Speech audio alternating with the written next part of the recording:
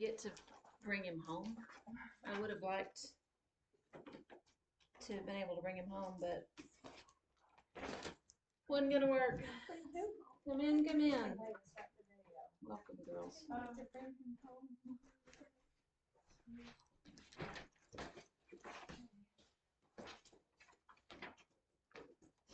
All right, I'm gonna get started.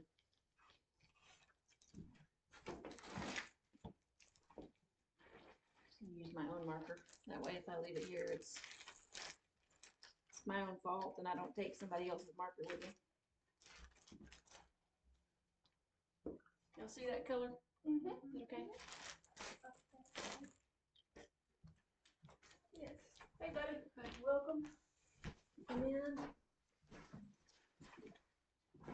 All right. Basic stuff. Okay. What is a noun? What is a noun? I really don't want to do very much grammar. Person, place, or thing, or idea. Person, place, thing, idea. Okay. Basic stuff, right? You should all have learned this elementary school. Person, place, thing, idea. That's a noun. Okay. Nouns can be categorized in different ways. Y'all remember this? Maybe? How do I want to do this? Okay, first, anything that can be used as a noun can also be called a substantive. We don't use that one very much. Come in, come in. Substantive.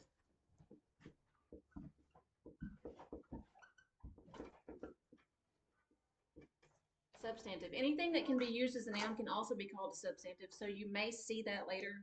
I'm probably not going to use that a lot, but if you see it somewhere, it's talking about the noun. Okay,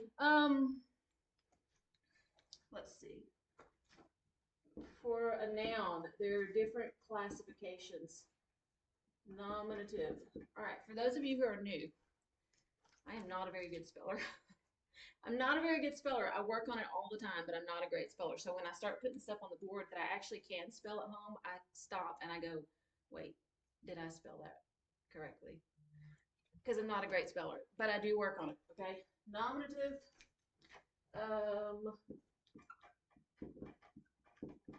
objective, and possessive. Those are the categories that a noun is going to fall into. All right, it's always going to fall into one of those. Nominative, it just means the subject. This is what you're talking about. This is subject. Okay? And an objective, the objective case, that just means the noun is going to be used as an object, a direct object, an indirect object, an object of the preposition. Okay? Possessive. If I have a noun that is possessive, let's say something is Jada's. Something is Jada's. Jada's bag. Okay, Jada's bag.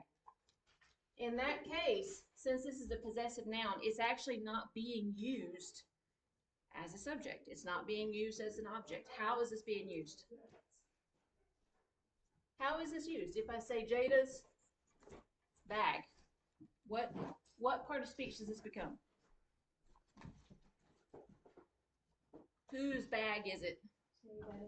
What part of speech tells whose? An adjective. Yes. An adjective tells what kind, which one, how many, and thank you, Jana. What kind, which one, how many, and whose. That's what an adjective tells, okay? So you have a noun right here, but it's possessive. So when you're using a possessive noun, you're actually using it as an adjective. Right? Y'all awake yet? Are you? It's kind of rainy and drizzly outside. Thanks. Thanks, Anna. Okay. oh, she doesn't do this. No. I couldn't twist her arm, Mary Tyler. I couldn't get her to do it. But I will say it was handy for me this morning that she didn't come out of the house with me because I left my purse in the house and I locked the door. And Anna pulled it closed behind her. She came out and then I was like, wait, I don't have my purse. So Abby's in the house and I'm banging on the door and she comes running down the hallway and it all worked out. But fortunately, she didn't come out the door with me. All right, nominative. nominative, objective, possessive. I'm gonna give you a little sentence here to show you what I mean. All right.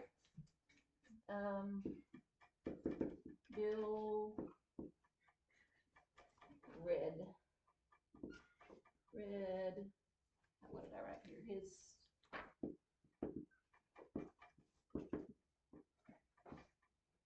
neighbor's cat. The story before bed. Okay? Bill read his neighbor's cat the story before bed. Okay.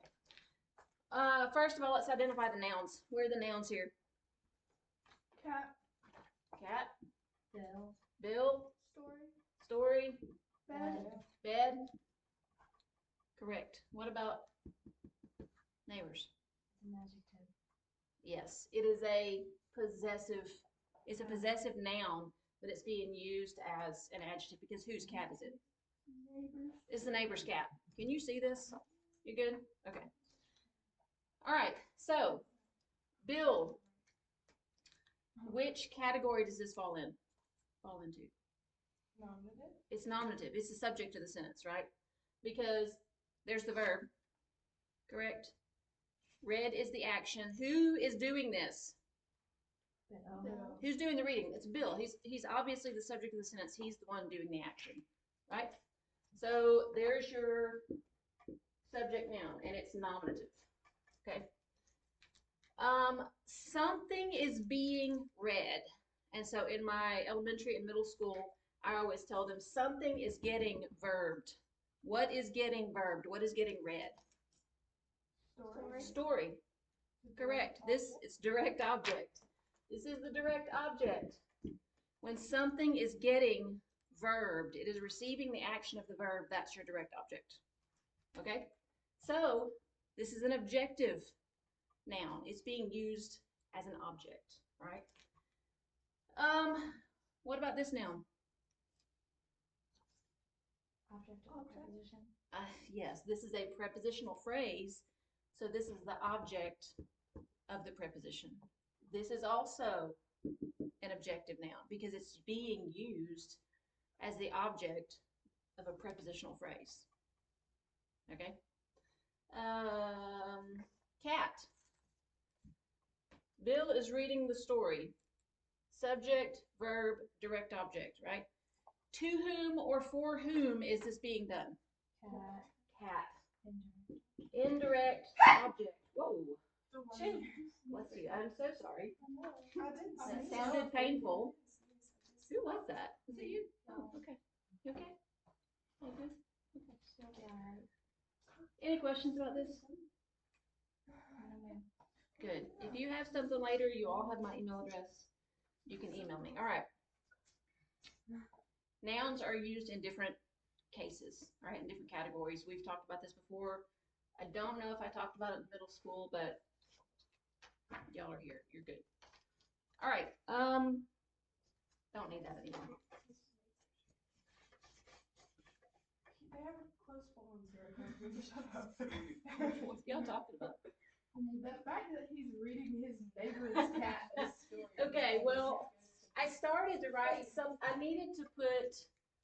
needed to have a subject and an indirect object and a direct object, and I needed something that was possessive. And if Bill is doing something for his neighbor's somebody, you know, if Bill is reading his neighbor's daughter a bedtime story, it's a little, you kind of wonder why is he doing that, you know? But if it's the neighbor's cat, then you just think something's wrong with him, but he's not necessarily a creep. He's just weird. You know? Yeah. That's the question. Would you have preferred that I use something besides cat? No one cares. Okay, good. Okay. I'm not gonna remember this 10 minutes from now. That hurts my No, I'm feelings. gonna remember the lessons. I'm not gonna remember that you talked about the neighbor's cat. That is just an ugly thing for her to say to me, y'all. Sorry, that's not what I meant. Did she get a new watch? Did you get a new watch? Yeah. The fact that you asked me first. You remember the watch? Yeah. You remember the watch from last? I think you're gonna remember the neighbor's cat. I'll do my best. It's like a grade now. Somebody remind her of the neighbor's cat later. Hey. Somebody remind her. Yeah. Okay. First person, second person, third person. Okay. Okay, first person, second person, third person. What is first person? What are we talking about when I say somebody is writing in the first person? From the review? Yeah. It's the writer is saying I and me and my and our, and this is the writer writing from the writer's own perspective. There's a lot about the writer's self, you know. So if I'm writing a letter to Kristen and I'm telling her all about my day yesterday, I'm using a lot of I and me and we and mine, and it's first person. Me, myself, and I. Me, myself, and I. But then if I'm writing to Kristen and I'm using a lot of you and your, You're Can I tell me about my day yesterday? yes, I'm telling you about your day yesterday. That is kind of odd, isn't it? The second I'm person. gonna follow you for a whole day and just write you a very detailed letter about everything you did. I would prefer that you not do that. Just because. I feel like that's the only circumstance, unless I'm giving you directions or something. That's the only circumstance when I could use like you. in a Recipe. letter. No, I mean, I just told you, you are going to remember the neighbor's cat. No, I That mean was like second fully. person. And I mean fully, like the whole letter is just you. It was like you did this, you did that, you did this because I'm stuck. No. No. Okay, I think you know what I'm talking about and you're just being silly. Okay, third person. Third person, I am talking to Kristen, I'm writing to Kristen, but I'm narrating about another event. I'm narrating about something else that happened. So I'm writing a letter to you're Kristen. telling me about somebody else. Yes, yes. I'm writing a letter to Kristen, but I'm telling her about how Haley and Marley read to the neighbor's cat. You know, Haley and Marley went out and read to the neighbor's cats. I'm narrating the situation because I'm writing in third person. Does that make sense? I wasn't necessarily there, or I might have been there just sort of viewing, but I'm not talking about me and I'm not talking about you. I'm narrating a different situation where neither one of us was involved. Got it? Questions? No? All good?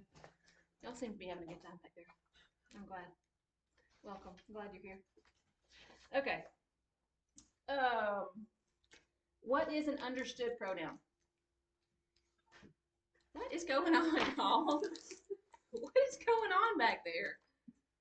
Never mind. Don't tell me.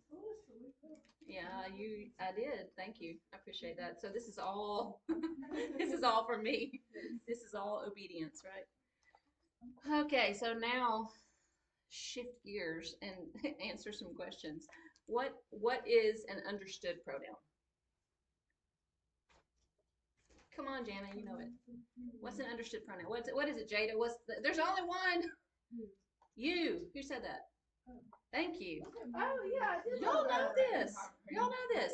And understood, if I say,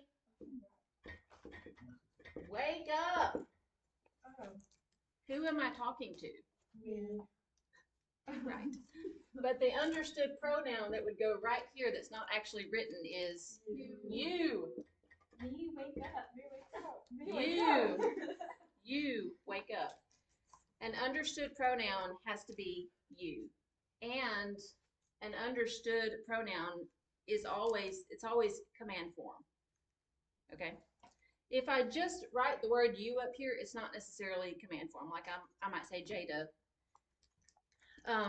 do you remember the neighbor's cat? And then it's not a command. But if I'm giving a command, the command, if I'm giving a command, it is always you. It is always directed at you. And when there's an understood pronoun, this is a command. Okay? Any questions about that? Because you can't give a command to anybody but you. It has to be directed at you. Even if I say the name, Marianne, please turn off the lights. Marianne, turn off the lights. It's Marianne, you turn off the lights when you leave. It's always directed at you. Right? Mm-hmm. Yes. Okay. Okay, I don't want to do any more of that. Unless y'all want to do some more of that. Nobody. All right. make sure that you've got something to write with. You ready? Yes, Haley. Oh, you're showing me. Okay. I want you to write some of this down. And you're gonna keep this. I don't need it, but this is for, you're gonna refer to this some during the year, okay? And I think I've done this every year.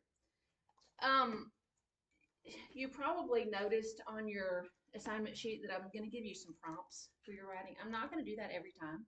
Like one of them on there for this week's assignment says dealer's choice, which means figure it out for yourself. Just do what you want to do. But I do want to give you something to look back on.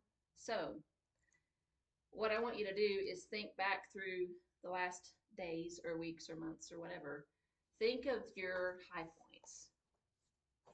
High points, things that were really great, things that were just super important to you. High points. Come on, write some stuff down. Think high points. Some high points in your life. And this, I mean, you can go back as far as you want. You're not going to give this to me, okay? I'm not going to see it. It's only for you. Think of some high points. Write down some high points of your life. I just used my sheet for the past 3 years. Do you have your sheet from the last 3 years, Mary Taylor? I probably actually do. I think mine's in a drawer somewhere. Think of some high points. Because maybe your high points changed. It's been a year since the last time we did this. Maybe you have some new high points. Think of some high points. Some really, really amazing things that happened. You would live that moment again. You would live that day again. You would live that, whatever that was, again. It's a high point.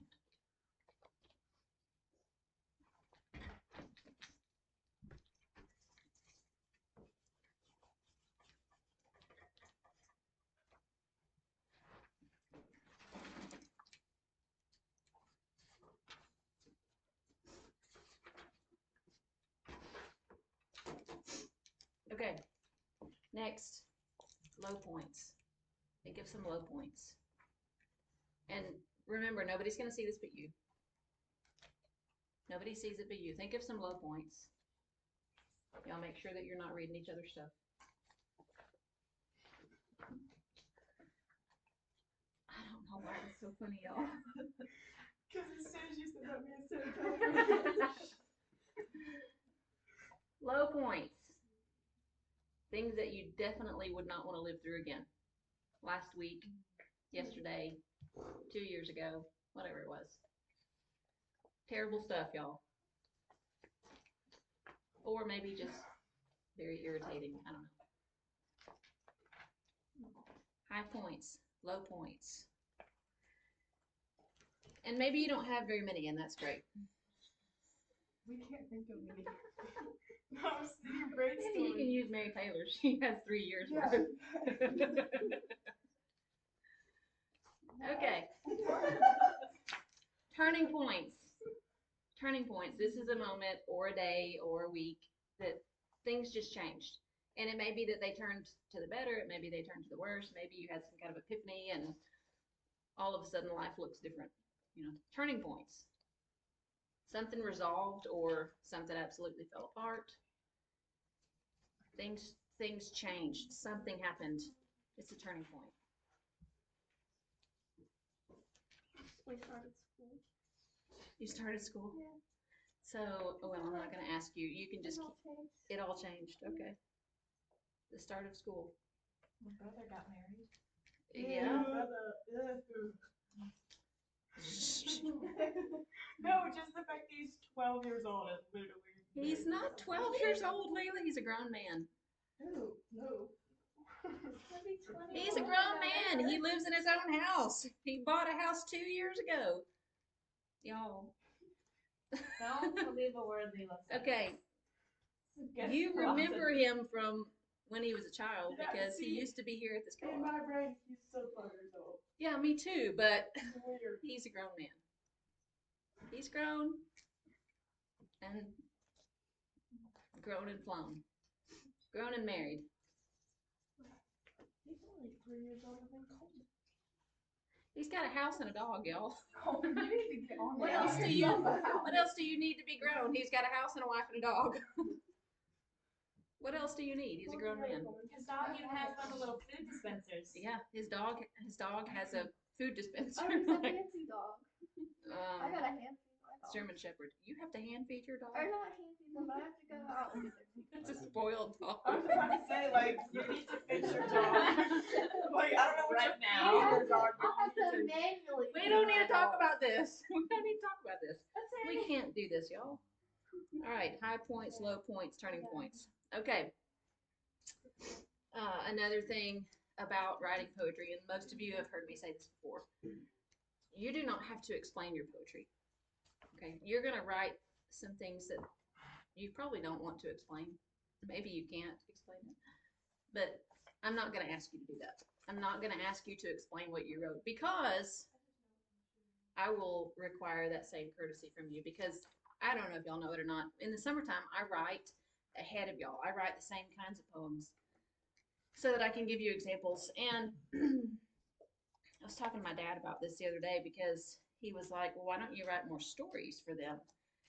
And I started having to think about why I don't actually write more stories for y'all because I have written that kind of stuff, but it's not something that I give to y'all. And I think it's because now that I've had to talk through it with my dad, it's because I know that I can find stuff that's better than what I can write for you in stories. I know that I can find stuff that's better. But when I look at poetry and I'm asking you to write certain styles of poems, sometimes it's hard for me to find that certain style. And if I'm trying to give you a certain style and I find some that's written that way, it's often, I don't know if y'all know this or not, but modern poetry is often Correct. it's terrible. And some of it is vile. And I don't want to give you something to read that I think is just bad. And so I'm trying to write ahead of you. And so all of that is to say I have written some stuff this summer and I'm going to give you some examples of how I want you to divide your syllables and how I want your lines to go and all that kind of stuff. But I'm not going to explain it to you. I'm not going to explain what I wrote to you. Okay? You don't have to explain your poetry. That's one of the beautiful things about poetry is you really don't have to sit down and talk through it. You don't have to explain what you wrote to people. Okay, I'm not gonna ask.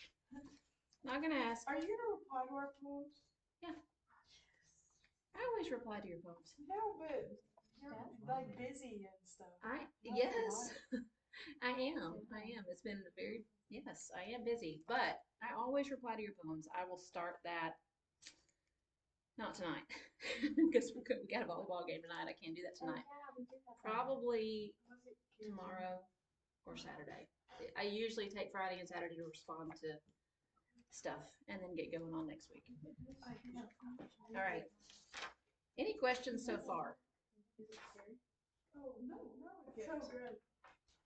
I don't think that was directed at me. All right. Let's see. I love it when you respond to my poems. It makes my day brighter. Does it? Yeah, it does actually. Yeah.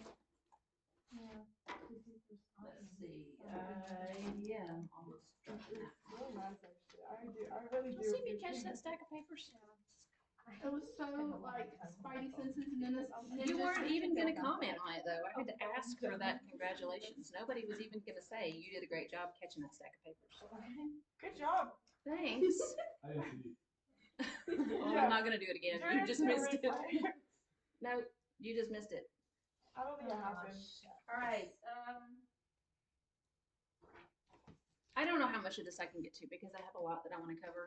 Just be aware that sometimes there's going to be some spillover in the email. The stuff that I just couldn't get to because I have a lot that I want to say. Y'all might not have a lot that you want to hear, but I have a lot that I want to say. And so if I can't get to something, just be sure you're checking your email. You won't know if I didn't get to it or not. Just check your email because I might send you something else. All right. Talk a little bit about poetry, and then I want to talk about.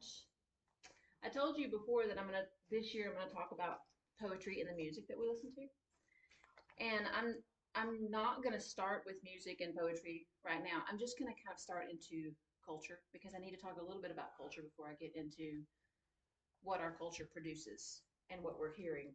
Okay. All right, but first, I want to talk a little bit about the mechanics and the sounds that make up the lines of poetry that we hear. Okay, because a lot of, and let me just, I get so excited about doing this, y'all, that I'm kind of running my words together. I want to talk to you this week about the sounds that we hear in our words because our language is musical. It's made up of all kinds of different sounds, and the poet aims to use those sounds to create certain effects. Okay. Okay. Poets make a greater use of the musicality of language than other kinds of writers. It's in okay. Well, let me just stop right here because I have something that I want to give you. I told you last week that poetry is about giving the experience to somebody. Kristen, take this and pass it. Jess, take this one. Okay, just make sure that everybody gets that stuff. And I do want to just look at this real quick. The first page.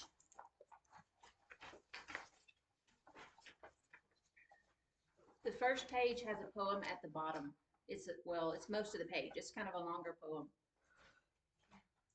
And it's telling the experience of somebody who has come upon a deer that's been hit. And we live in out. Are there no more? Hey, y'all send them this way. I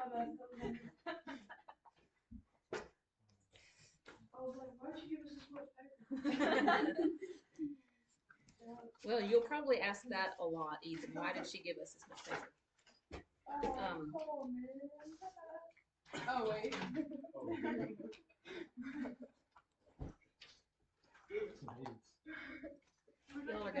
Y'all are gonna make a fun class. Fun class. Okay. Traveling through the dark. Traveling through the dark. I had a dream I was traveling through the dark and almost killed us. Almost killed us. We cannot get into dreams right now. We just cannot. We're gonna derail this thing and. Sorry, I was just saying I can, sympathize.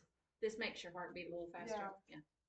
She gets goosebumps whenever she writes good poetry. I do. I took a picture of my leg when I was writing this last one. I took a picture of Don't share that around. No, it's just like that. It's just like my knee. Okay. Like, look, It really happens. does that not happen to other people? No. Okay. I don't Yeah. I know what you're talking about. I do. I know what you're talking about. There have been times that y'all have given me goosebumps with things that you write, and occasionally make me tear up a little bit. I wasn't even going to admit to that. I wasn't going to. Why do you do this to me?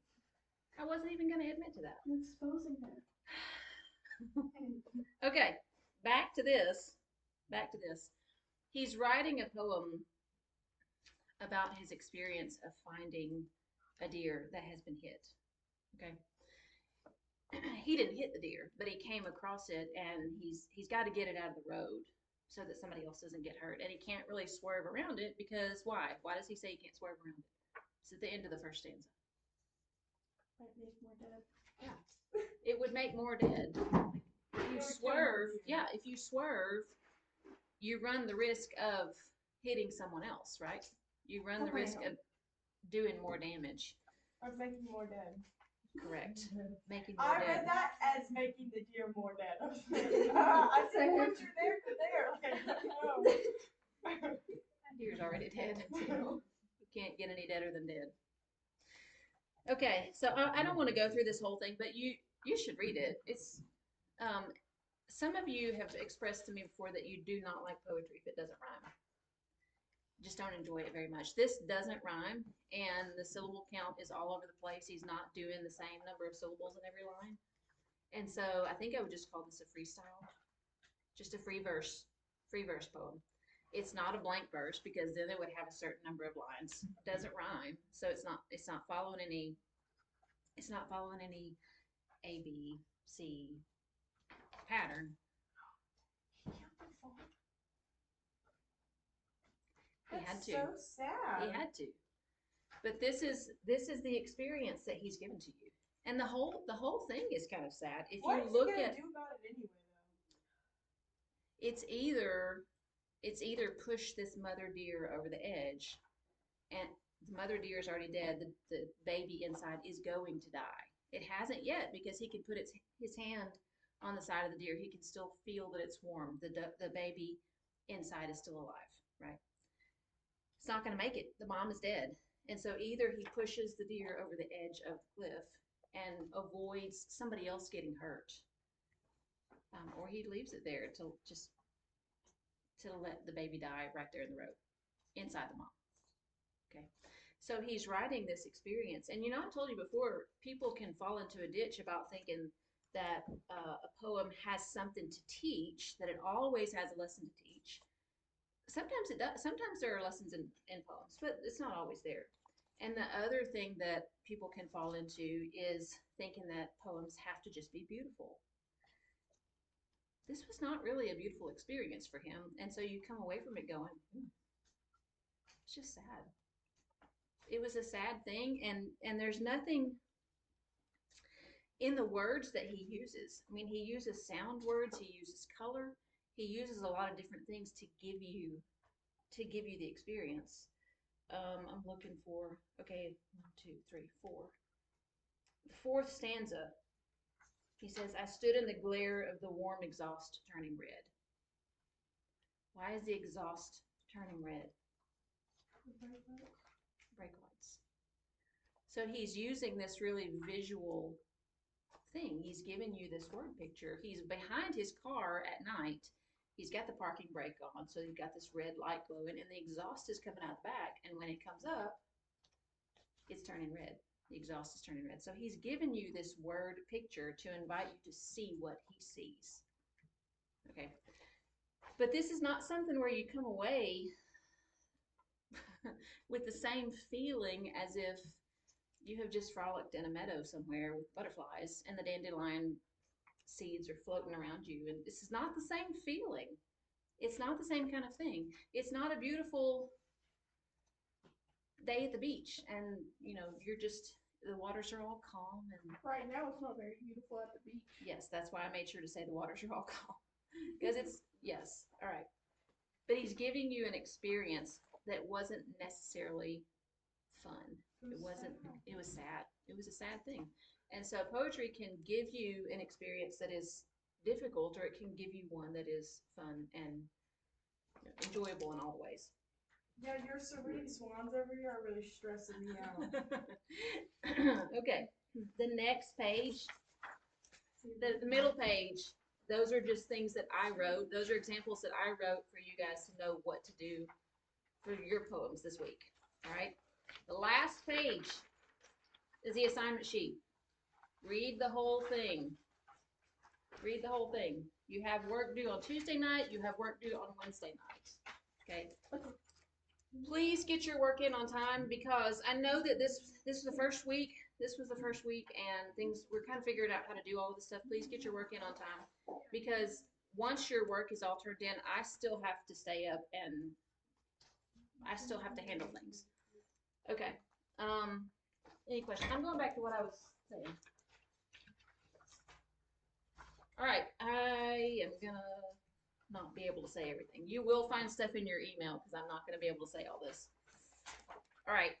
Poets use sound repetition. Okay. Poets use sound repetition. Anybody know the names of those kinds of repetition? What kinds of things do poets use? Alliteration. Assonance. What are those things? What is alliteration? Do you know? Isn't it the repetition of a consonant? Yes, alliteration. Do I need to write this on the board? Do I need to write? Yes, alliteration. What did I do with my marker? Off the top of my head, it's the.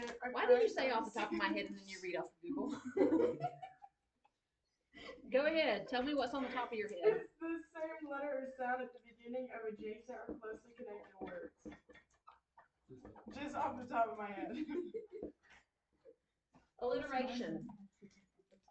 Yeah, Anna's I think was honestly better, and hers was actually off the top of her head. Okay. This is making me a little nervous. It feels, I guess it's okay. Alliteration is the repetition of the first consonant sound. Okay? First sound, consonant. Okay? So if you're repeating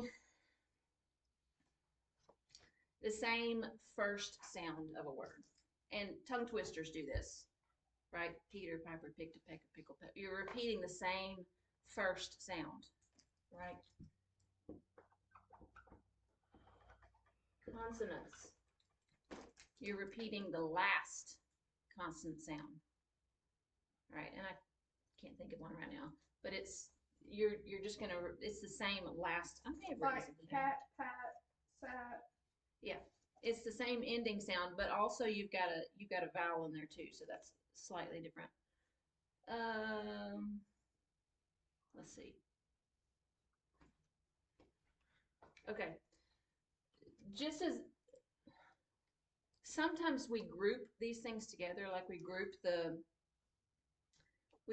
sounds. Like I'm going to give you some phrases here. Fish or fowl, safe and sound, rhyme or reason. It's just the first sound that's the same. It's the first consonant that's the same, but we've grouped them together. And because language is musical, our ears catch the repetition. Our ears catch the repetition. We naturally do it. We naturally gravitate, we cling to sticky sounds. I don't know another way to say that right now, but some of those sounds, they're just sticky because our minds are made to pick up on the musicality of our language. And every language has that. It's different from language to language, but every language has a musical quality. And so poets will take those sounds on purpose and use them intentionally to try to catch your ear. Right? That's why we think some lines are beautiful and some lines are ugly, because a poet is using the language well, using the sounds well, or they're not. Okay. Alliteration, consonants. This is repetition of consonant sounds, either the first sound or the last sound. Okay. And sometimes you're going to have a repetition of a consonant sound, but it's not necessarily the first or the last, like the word ivy and the word lovely. Okay, so you have E and E here, and that's consonants, right? But you have a V sound and a V sound. This doesn't come at the first or the last. We don't actually have a word. We don't have a word for that, but it's a repetition of a consonant sound. Okay, so when I'm asking you to write, I think it's the Soledad this week, the 3-line poem, what I'm asking you for is a repetition of sound.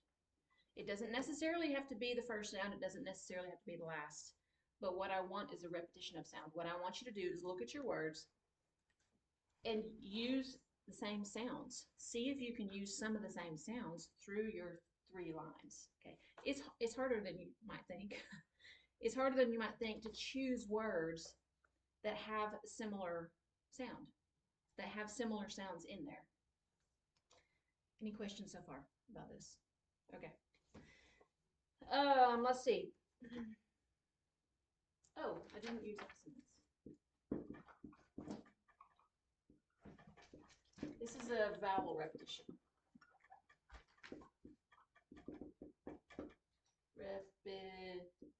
Repetition. Repetition. How do I spell that? R-E-P. E. Yeah. I told you. I'm not a great speller. I'm trying. Can you see it, Cam? Just know that that says repetition, and you spell it the best way you can, because I might not spell it right. I can spell it correctly when I'm sitting at home and I'm just, doing my own thing. But then when I start to write on the board, I'm gonna get it wrong a lot. I will not be upset if y'all correct me. Okay, I know who I am. That's correct spelling. That is now, but I had to fix it. She spelled it right. I had to fix it. At first, I had an I here. Because I spell things the way they sound to me. I don't know if y'all do that. Sometimes I turn my letters backwards. Anyway, what was I saying? Okay. Any questions about this? Snowman. Okay. All right, I'm not gonna. I have too much fun in this class. I don't get to all that I need to say. Rhyme. I love rhyming. I hate not rhyming, honestly. It's not even that I love rhyming, it's just I have such a strong distaste towards Yeah, I not don't like rhyming. blank verse. I hate it. It makes I me hate it. angry. You agree, Ethan? You said that? It makes me want violence. I You have. guys read a poem one time that was just slant rhymes, and I thought I was gonna cry. I was like, this is the worst thing. Oh my God, I've I ever remember done that in my one. life. Was that Oh. last year? Yes. Yes. Okay. Yeah, it was terrible. Please tell me you're not making us. No, I'm not doing slant rhyme. Yeah, I'm not gonna make you do slant rhyme. I am gonna tell you a little bit about it because there's some different kinds of rhyme. And I don't think I actually talked about this last year. Masculine rhyme. Masculine. Which means only one syllable is rhyming. So let's say achieve.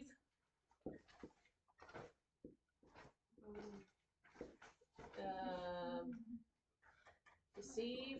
Is that right? Deceive? Sure. Yes, because they changed. I-E and then E-I. Deceive. Conceive. Okay. Eve, Eve, Eve. Those are the only parts that rhyme. It's one syllable that's rhyming. You see it? Yes. The first syllable doesn't rhyme. Okay. But what, I'm going to say feminine. Feminine. Feminine rhyme. Spitefully. I'm not going to write all this up there. Delightfully. Frightfully. Rightfully. Rightfully is in all of those. Spitefully, rightfully, delightfully, frightfully. You have multiple syllables that are rhyming. You hear it? Yes. Okay. That's called feminine rhyme. Masculine rhyme is only rhyming one syllable. You might have more syllables in a word, but only one of them is rhyming. Feminine rhyme has more than one syllable that's actually rhyming. Okay? Questions about that? No. Okay.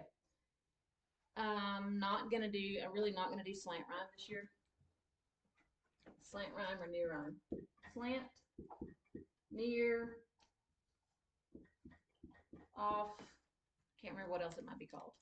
It just means a word that sounds close. Can y'all see this? Is it too low? My bad. Near rhyme and slant rhyme. Let's see. Like, I wasn't planning on talking about this. Give and have.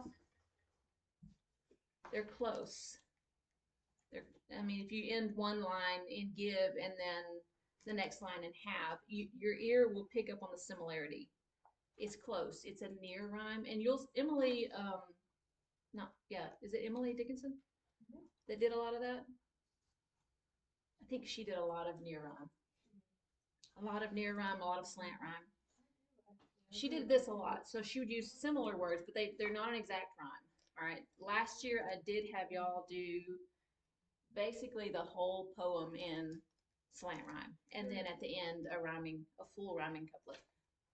I didn't know that was stressful for you. It's okay. We're done with that, Leela. I'm not going to do that again. Not this year. All right. Sound is important to us. Sound is important to us. Even from a very early age, we pick up on the sounds and the rhythms and just the natural flow of nursery rhymes, right? Can y'all think of nursery rhymes that somebody read to you when you were little? Maybe not. Peas porridge hot, peas porridge cold, peas porridge in the pot 9 days old. Y'all know that one? Yeah. I know Humpty Dumpty. Humpty Dumpty? You know, it never mentions that he's an egg. Yes, I know. It's kind of creepy. He was, Humpty Dumpty was actually a cannon in the Civil War. Was it canon? Yeah, and it fell off of, I think it was some sort of like defenses they had, and they called it Humpty Dumpty. I believe that's what the story. But which came first? Do you know this? Was it the canon that came first, or I think was it was the cannon. so the poem was written about the canon, or was it the other way around? Somebody knew the rhyme, and so they named the canon Humpty I Dumpty. think a bunch of that stuff was made in like the late 1800s, like a bunch of nursery Yeah. rhymes, so probably the cannon came first. That would be really interesting to find out which one came But first. then, if they wrote about a cannon, why did they make it an egg? So children could read it. It doesn't really even say that it's an egg. Yeah, so children could read it. Yeah, I don't know. That's I've never looked into that. I didn't know that, but it would be really interesting to see But which like, one of those came cannons are first. too scary for my child. Let's make it an egg instead. But you can't put that. Okay, together, well, actually. no, Leela, that's Yeah, I'm but I really agree. not gonna get to all of this, so I am gonna give you some stuff in your email. I'm just gonna give up on that for right now, and I'm just gonna go with what we're talking about. There are lots of things that you cannot give to children if you just say it literally. You have to change it, and I'm gonna go to literal and figurative in just a minute because I was asking you about that on your assignment sheet. Think about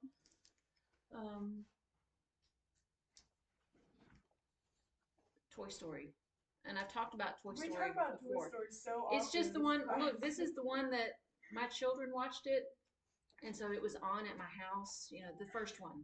I don't want to talk about the other ones. I don't want to talk about any of the other ones. The first one is the one that I remember, but some of the themes in that one, like you have toys that are Talking. betraying each other. You have somebody who's getting there's an attempted murder, like he knocks him out the window. There are all kinds of big adult themes in cartoons and in movies, and you can't tell it straight like that. You have to make it a cartoon in order for kids to be able to stomach this stuff. And kids can take some of these lessons from fish, you know.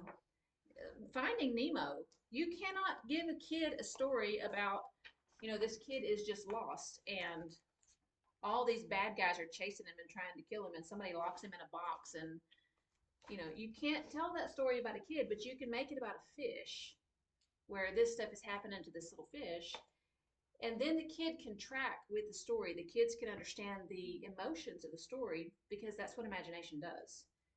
I feel like I'm giving going a lot of different ways here. But in poetry and in stories, the imagination of the kid takes the kid to those things, which is why things that pull on your imagination, stories and poetry, if it's something that lights your imagination, kids can go into that. So if there's stories that are talking about there's some brave character and they have to fight the dragon, or they have to, whatever it is, the kid is going on a journey in the story.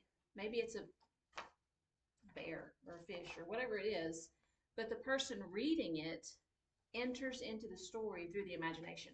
So they learn the same lessons.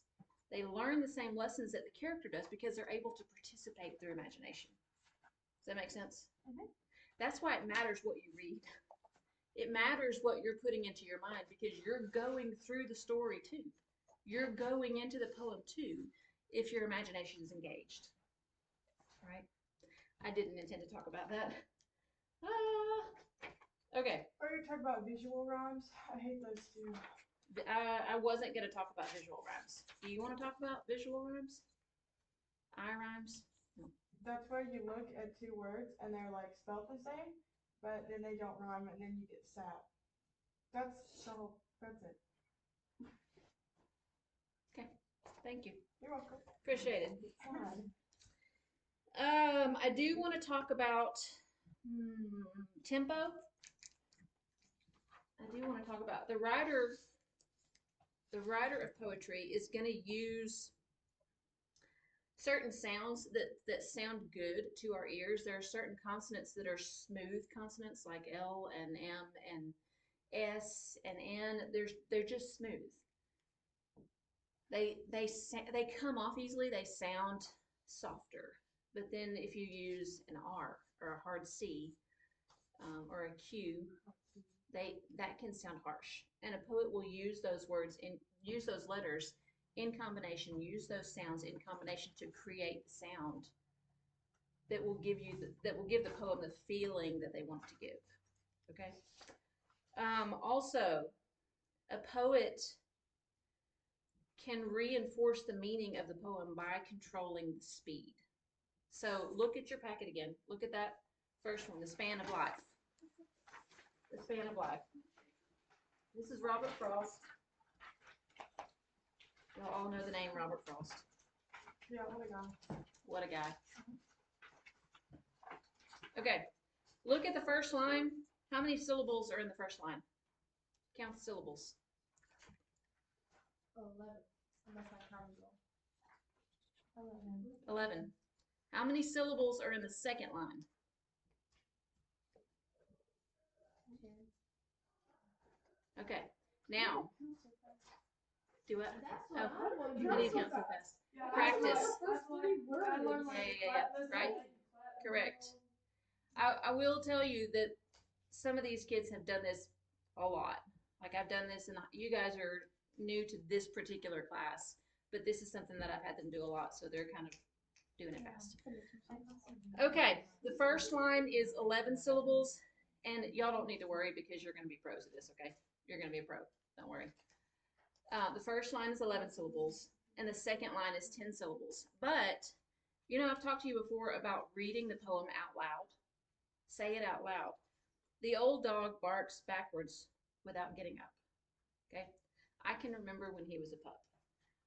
Which one is faster to say?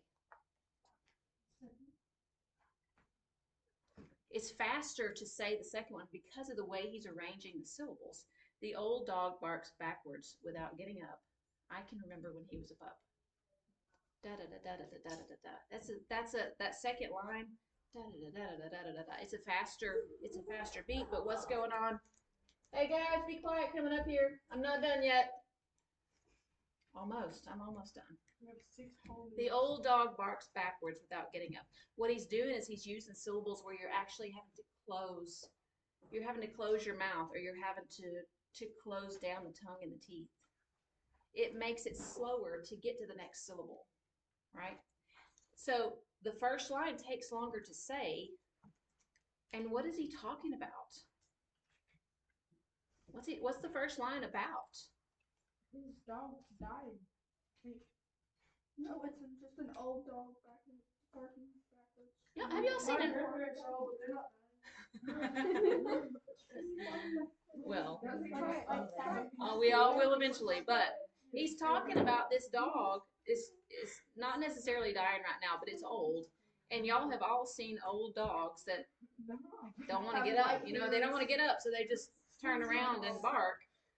Oh, it's like literally like turning and barking backwards. I Yeah. thought they was like somehow like literally barking backwards. Like bark.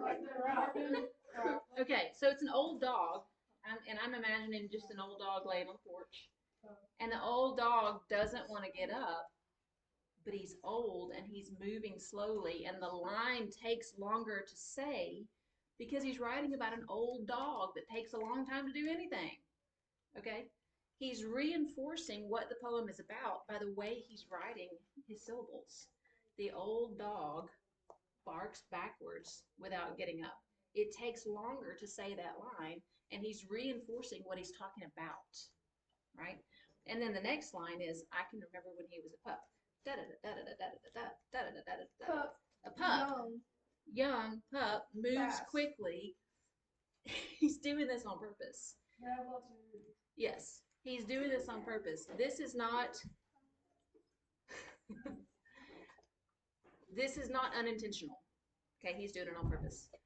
All right, I am out of time. Your assignment sheet is at the back of this packet. Do not lose it. Read all the way through it. Tuesday night and Wednesday night you have assignments to do, okay? I don't have anything else. Check your email. I'm going to be sending you stuff. See you later.